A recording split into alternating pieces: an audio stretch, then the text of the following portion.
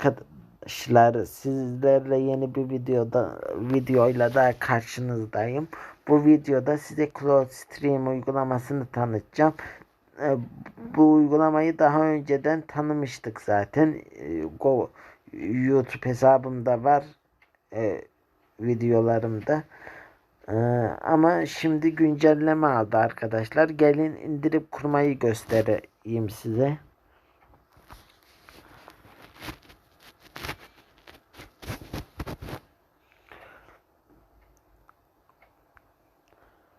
Bu URL videonun içerisinde olacak arkadaşlar. Haberiniz olsun.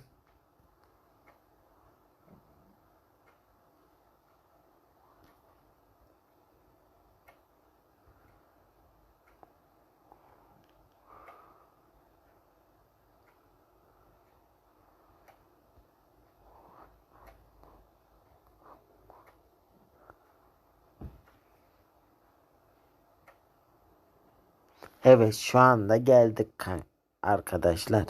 Buradan indirme butonuna basıyoruz. Ben de indirili, yeşil alanın dolmasını bekliyoruz. Ama ben beklemeyeceğim. Ben de çünkü indirili daha önceden de dediğim gibi telefonumuzdan dosyalar bölümünü açıyoruz. Buradan indirilenler klasörüne giriyoruz. Burada bu renkte ve tıklıyorum.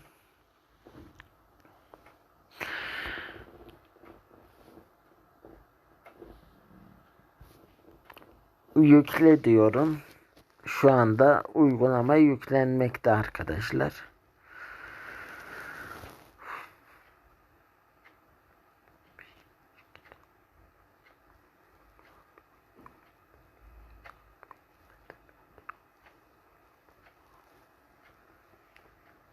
Gördüğünüz gibi yüklendi. Aç diyorum arkadaşlar.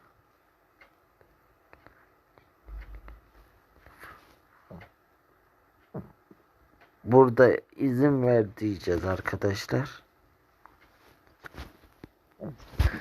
Burada ayarlar kısmına geliyoruz arkadaşlar.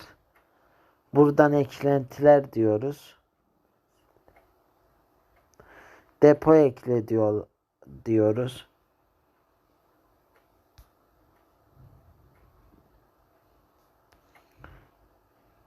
Buradan kendi adımızı yazıyoruz ama siz mecbur değilsiniz. Buradan da depo adına kekik devam yazıyoruz.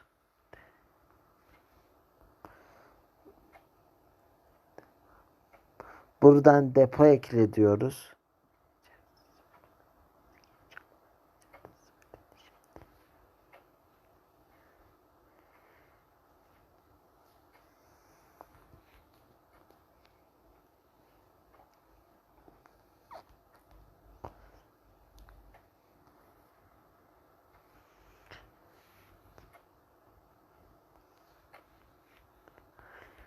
Tekrar yazdım arkadaşlar. Demin olmadı.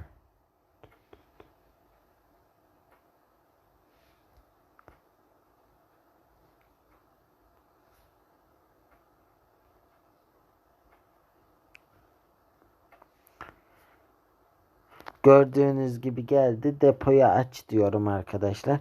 Burada yanda indirme çubukları var. Onlara basarak indirebilirsiniz istediğiniz dizi film sitesini ve kesintisiz ve dolmadan kesintisiz şekilde siz film, dizi ve animeleri seyredebilirsiniz arkadaşlar.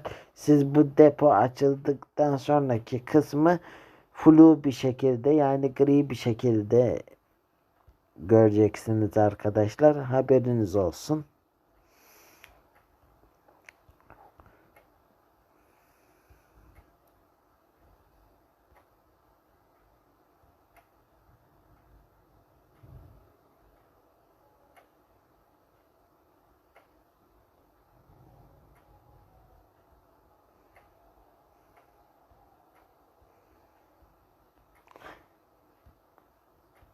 Bunların hepsini kuruyoruz arkadaşlar ama sadece uygulama içine kuruyor.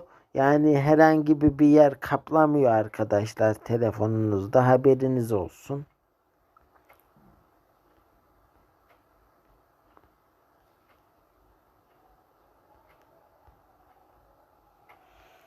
Ve gördüğünüz gibi son eklentiyi de yükledikten sonra ev işaretine basıyorum. Burada şurada yanda yanda alt köşede rek diye bir yer var. Oraya bastım arkadaşlar. Gördüğünüz üzere indirdiğim şeyler geldi önüme.